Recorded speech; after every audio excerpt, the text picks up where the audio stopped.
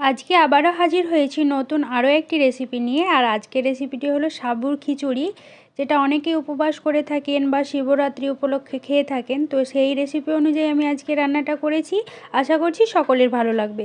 তো চলুন সরাসরি চলে যাই আজকের রেসিপিটিতে।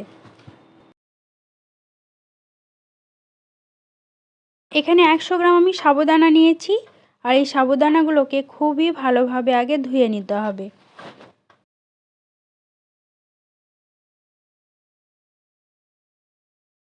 ধুয়ে নেওয়ার পরে কি করতে হবে, যে বাটিটায় আমি সাবুদানাটা মেপেছিলাম ঠিক সেই পরিমাণেই আমি জল দিয়ে এটাকে 4 ঘন্টা মতন ভেজাতে দেবো। আচ্ছা, 4 ঘন্টা পরে আমি রেসিপিতে চলে এসেছি। এখানে আমি ভাজা বাদাম নিয়েছিলাম, সে বাদামগুলোকে হালকা করে আমি মিক্সি জারে গুঁড়ো করে নিয়েছি।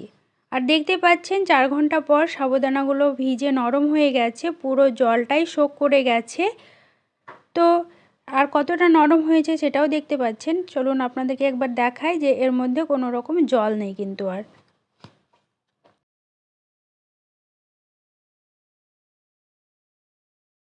এরপর একটা কড়াই বসিয়েছি, কড়াইয়ে 1 টেবিল চামচ মতন ঘি দিলাম, আর দিয়ে দিচ্ছি গোটা জিরে খুব অল্প পরিমাণে, আর গোটা মৌরি, আর একটা তেজপাতা নয়, অর্ধেকটা নিয়েছি আমি এখানে। 30 সেকেন্ড মতন একটু ভালোভাবে নেড়ে চেড়ে তারপরে আমি দিয়ে দেব আগে থেকে সেদ্ধ করে রেখেছিলাম দুটো মিডিয়াম সাইজের আলু। সেই আলুগুলোকে আমি চৌকোনা করে কেটে নিয়েছি। এই আলুগুলো এখন 1 থেকে 2 মিনিট মতন ভেজে নেব। আলুগুলো 2 মিনিট ভেজে নেওয়ার পরে আমি এর সঙ্গে অ্যাড করছি টমেটো কুচি একটা গোটা সাইজের, হাফ সাইজ ছিল, আর দিয়ে দিলাম আদা কুচি আর কাঁচা লঙ্কা কুচি।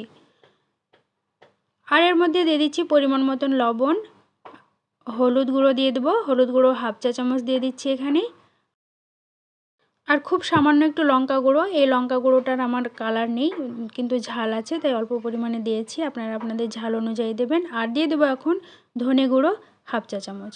সব উপকরণগুলো খুব ভালোভাবে মিশিয়ে নিতে হবে। হালকা হাতে করবেন, তলায় লেগে যাবে। দেখতে পাচ্ছেন আলুটা যেহেতু সেদ্ধ করা আছে তাই তলায় লেগে যাওয়ার সম্ভাবনা খুব বেশি থাকে। ওই মিনিট 2 মতন আলু এবং মশলা সমস্ত কিছুকে ভালোভাবে মিশিয়ে নিয়ে এখন সাবুদানাগুলোকে দিয়ে দিলাম, আর দিয়ে দেবো যে বাদামটা গুঁড়ো করে রেখেছিলাম সেই বাদাম গুঁড়োটা দিয়ে দিচ্ছি। আবারও সমস্ত উপকরণগুলো খুব ভালোভাবে মিশিয়ে নিতে হবে এবং একটু কষা কষা করে নিতে হবে।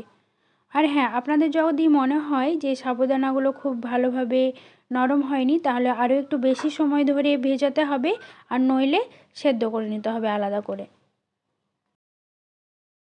এখানে দেখতে পাচ্ছেন সাবুদানাগুলো কিন্তু যথেষ্ট সেদ্ধ হয়ে গেছে বা নরম হয়ে গেছে। এখন এর মধ্যে অ্যাড করব ধনেপাতা কুচি,